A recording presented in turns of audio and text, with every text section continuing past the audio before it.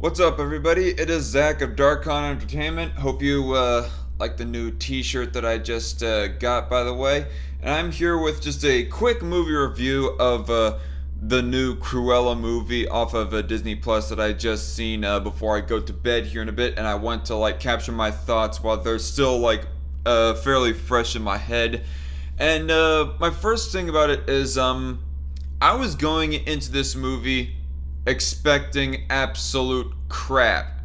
And to be quite honest with myself and with everyone else, it's really not as bad as I originally thought it was gonna be. I cannot go without saying that there are some few aspects about it that I liked it.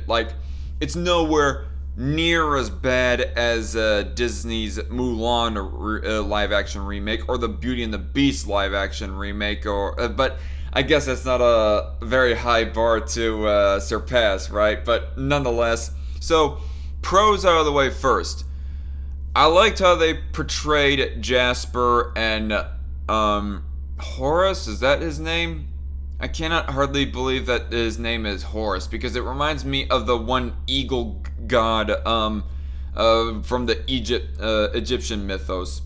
But nonetheless, I like the interpretations that they were going for within this movie. That Cockney accent of Horus, or if I got the impersonation right. And Jasper, they really did give a whole lot of character with him in his interactions with Estella or Cruella, whatever you want to call our main character here. And I gotta say that I fairly well liked the Lex Luthor type character. I mean, he looked a lot like Lex Luthor, if I have to be quite honest with everybody. But his name is John. I think he's like the main servant of the main villain, who is the Baroness, who, spoiler alert, happens to be Cruella's mom. But yeah, he seems to have a bit of a moral code, in spite of the fact that he is serving this all-powerful fashion designer named the Baroness. He still has a bit of a moral code in that he could not bring himself to kill the main character when she was an infant, that being, of course, Cruella, or Estella, as I guess was her birth name, but whatever. I do want to say one thing about Jasper, though. One thing that really made me laugh out loud silly was... Okay, so Estella, when at the beginning of the movie, there was this whole narration introduction to her story. You had grown up Cruella giving a narration to her own childhood, and it was just too long, so long, and so it just felt like the movie was holding your hand for you to narrate the story forth for you. I mean, it just felt overly pretentious, if that is the right word. So that is one negative right there I will mention. But nonetheless, in the beginning part of the story, when we are first introduced to Estella, after her, who she thought was originally her mom anyways, gets killed, she ends up feeling guilty for her own death. Later she finds out that she actually is not responsible for her death, but nonetheless, she runs away, Estella does, and becomes an orphan and meets up with Jasper and Horace when they're all children. All three of them are children. And for some reason, they decided to portray Jasper as this almost Turkish or Arabian heritage type boy. And then when he's all grown up, he's basically white, or at least a lighter olive skin shade. He could be Greek or Jewish at best, but he's basically white. He goes from being this olive-ish brown in his youth to being this pasty ass young white dude. I could not help but laugh out loud. Apparently, when Turkish kids, they grow up, they apparently get a pigmentation like me, apparently. No, it was just a bit of a fudging on Disney's part, and it was absolutely, oh man, it was absolutely hysterical, that bit right there. But I think that's it with the pros. Actually, there is one more thing. It was rather artsy fartsy. Oh, I like the soundtrack. I like the soundtrack. I legitimately did. Mostly, I mean, they kind of just borrowed like classic rock songs to play throughout the movie. But hey, if Guardians of the Galaxy can compile a whole bunch of songs, classic songs, and make it work within their soundtrack, why can't Cruella? So yeah, Cruella has a whole bunch of 70s classic rock in it, and I just really liked it. Really liked it. Props, bro. Props.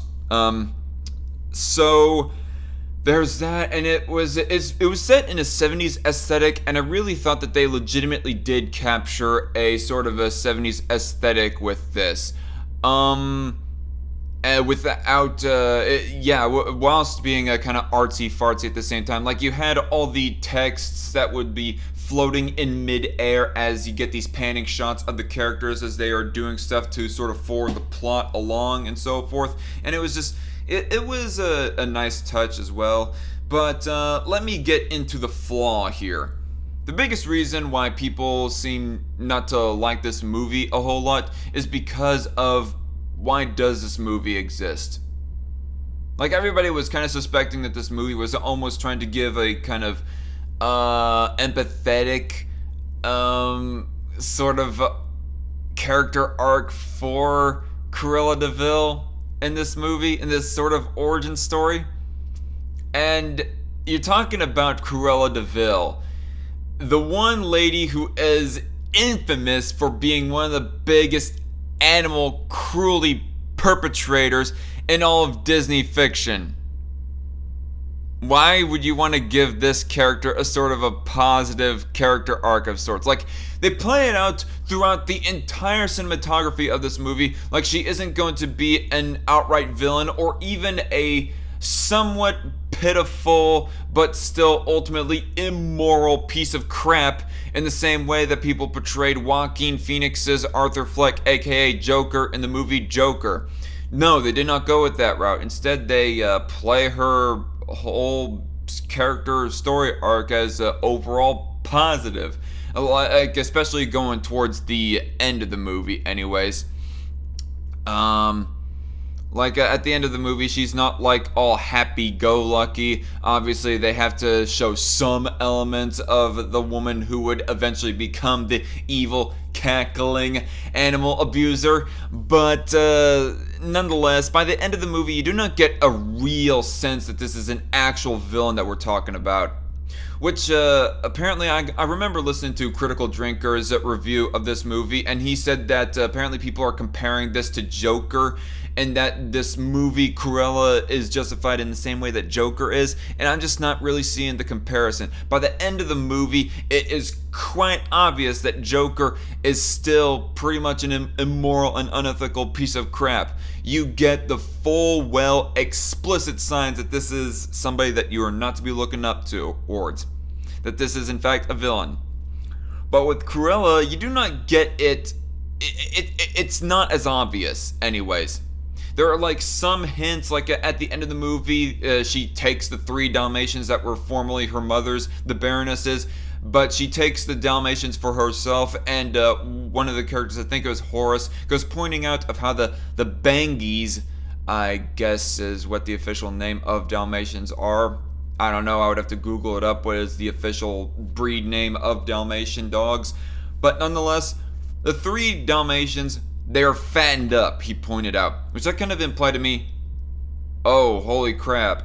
That's an implied sign that she is eventually planning on using these 3 dogs to make the coat. Like, the dogs, they kind of started off as these sort of predatory animals that just preyed on and were like overly vicious and malicious or whatever.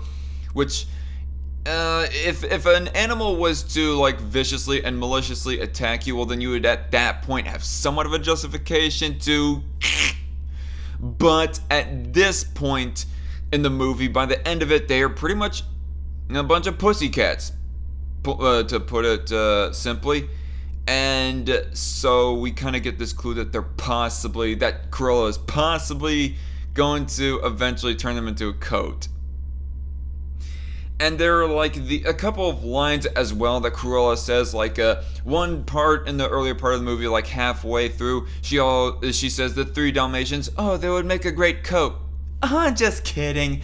And another point, like getting closer to the end of where she says, makes some implication of how she herself would become a psychopathic killer, and she's all like, just joking. And I was thinking to myself, yeah, sure you are. But yeah, because knowing of the history of Cruella de Vil, unless they are planning on doing some massive retcon, which would in of itself kind of piss off the fandom of the 101 Dalmatians franchise, unless they're planning on doing some retcon of where, going more towards the end, she's a morally upstanding character. She's not an animal abuser, an animal cruelty perpetuator, or something like that. No, she's actually a good guy, or a good girl, rather. Unless they're going with that route, this just seems like kind of uncomfortable to watch. You're talking about a movie that is putting an animal abuser in a positive light. And in all honesty, if they're still just trying to give a origin story to that animal abusing character, I do not see as to what is the proper build-up for that. Like, at the beginning of the movie, she's raised by a single mom. She is kind of crazy going through school, and throughout the rest of her childhood, she's kind of a little bit of a, well, I don't want to say bully because she kind of defends herself from bullies, but she's kind of mean in a lot of ways. That's it. Like, she's just a little bit mean-spirited towards everybody. And by the time that her adoptive mother is killed off, she immediately starts a camaraderie with Jasper and Horace, and she ultimately does not go through all that traumatizing of a childhood, at least not by the what the movie shows anyways.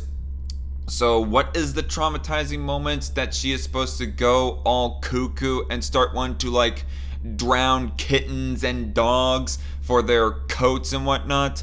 The build-up just wasn't there. It wasn't properly established at all, from what I saw of this movie.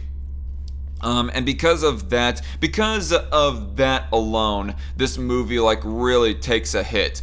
Because the main idea of the story is supposed to be that it's an origin story of a villain. And because of that main driving reason, that was the main thing that they should have gone for in order to earn even somewhat of a decent rating in my book. But they didn't do that, so therefore it takes a bit of a hit. What else was I gonna say? Oh yes, I also wanted to say, like, as far as the development of her morality, of her character, there is one point in which the one moment in which that she is supposed to crack is when she finds out that she wasn't the one who actually caused her mother's death. It was actually the Baroness, who finds out to be her actual blood mother. The Baroness is the one who sicked the dogs on her adoptive mother, and the Baroness killed her adoptive mother. And that's what causes her to be all mean and spiteful towards Jasper and Horace, just out of left field. I'm just thinking to myself, whoa, where did this come from? Why is she all of a sudden mean to them? Like, you think that it would at least be a little bit more of a steady build-up to the point of her becoming a bully towards Jasper and Horace. But no, it comes just completely out of left field, because I guess they had to, like, show some of the aspects of the cartoon villain that we know and hate in the 60s cartoon of 101 Dalmatians. I think it's 60s anyways. It might be 70s. I cannot remember exactly. But nonetheless, and just so it is so sudden and forced to where it comes off as more cartoony than the actual cartoon itself. You get what I mean? But yeah, and the Baroness honestly was kind of boring. None of the other characters really stuck out as amazing. There was Anita Darling, this one black woman who is like a friend of Estella's, Cruella's, whatever, as she was growing up, who pops up again in the movie. She was kind of bland and boring, not an outright negative, but not an outright positive either. Just all the characters are kind of bleh. Like Jasper and Horace, and a little bit of John are like the only three characters that I really like throughout this movie. And that's the main thing that drives me to liking a movie, is if there's like really good character interactions and character arcs. Like, I like the interactions that Jasper has with Estella, and it makes me liking of Jasper even more. But it's not because of Cruella why those interactions I like him. It's because of Jasper why I like him. So yeah, so those are the only three characters I like. Everyone else is just bleh, especially the Baroness. She was kind of boring. Like, she definitely resonates the of being the mother of Cruella de Vil. Like, you definitely get that from her, but aside from that, she's just overall pretty boring.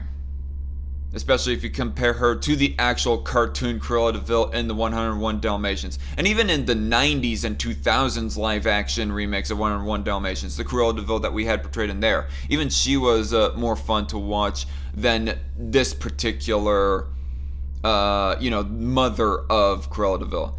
But what do I have to rate this movie?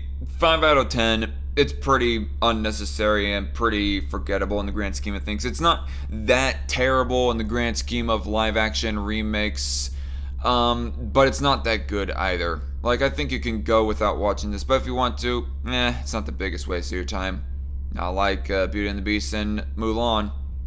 The live action remakes, I mean. But anyway, that's all I have to say. Thank you all for watching if you got through this far, and I'll see y'all later. Bye-bye.